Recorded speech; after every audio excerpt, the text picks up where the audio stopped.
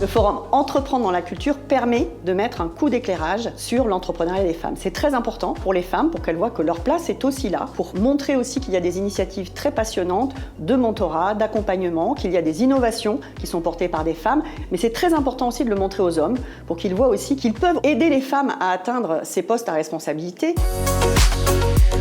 La question qu'on peut peut-être se poser, c'est quelle est la raison pour laquelle les femmes entreprennent dans la culture? Il y a quand même des stéréotypes qui ont la vie dure. Par exemple, depuis 20 ans, seulement 3 films à gros budget de plus de 20 millions d'euros ont été réalisés par des femmes. En tant que femme, c'est très compliqué d'accéder à des postes de pouvoir, de diriger, d'avoir un espace ou d'avoir une fonction pour pouvoir en fait être maître de ses récits. À force de trouver des portes fermées, on a commencé à monter des compagnies, à monter des petits labels. J'ai décidé moi-même de créer ma propre revue, de créer une foire d'édition en art. J'essaie d'encourager pour qu'il y ait ces foires-là beaucoup plus d'inclusivité. On a travaillé pendant 2 ans sur un numéro qui s'appelle Politics of Sound, comment les musiques peuvent réparer les corps et les récits.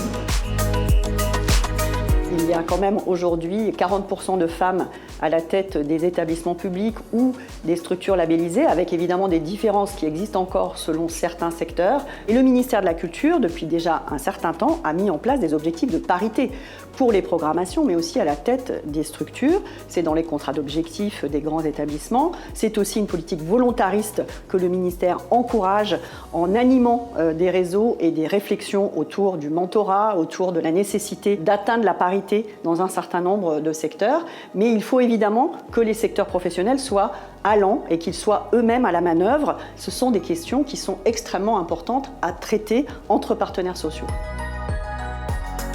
On a découvert, grâce à nos homologues allemands, un outil qui est le mentorat, qu'on a commencé à développer dans la fédération. Le mentorat répond à 3 freins que rencontrent les jeunes entrepreneuses dans la musique: l'accès au modèle féminin de réussite, l'accès au réseau et l'accès au financement. Le mentorat est un outil très puissant qui met en relation une jeune entrepreneuse dans la musique avec une femme plus expérimentée, et pendant 6 mois, elles vont travailler ensemble sur le projet entrepreneurial de la mentorée. Ensuite, on met en place tout un dispositif d'accompagnement à travers des workshops, des rencontres. On met à disposition aussi un réseau professionnel fort de 300 femmes dans l'industrie musicale au niveau européen pour créer des connexions et faire émerger ces projets entrepreneuriaux.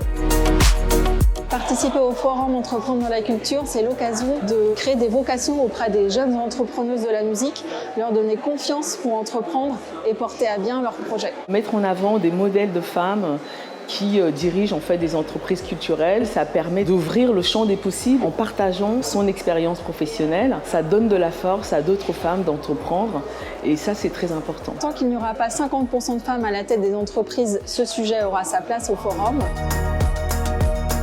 La question de la confiance est essentielle. Les femmes savent gérer des grandes équipes, elles savent gérer des gros budgets, elles sont dans l'innovation. C'est extrêmement important de considérer que les femmes sont capables.